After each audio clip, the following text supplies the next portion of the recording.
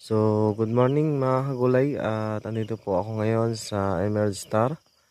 So, second harvest po dito ngayon sa aming sitaw dito sa Pinagbalagan ng Talong. At syempre kasabay na rin po dito mga kagulay yung ating 10 harvest na sitaw na Emerald Star. So, sa kabilang area po yun doon.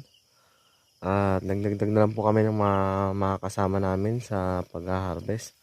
So, bali mga kagulay, ito papakita ko sa inyo yung ating sitaw na alagang growers bet. So makikita nyo yung ating mga bulaklak.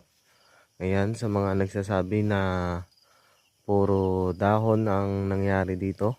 So ayan yung mga ating mga bulaklak at mga pansitin. Ayan, buong buo.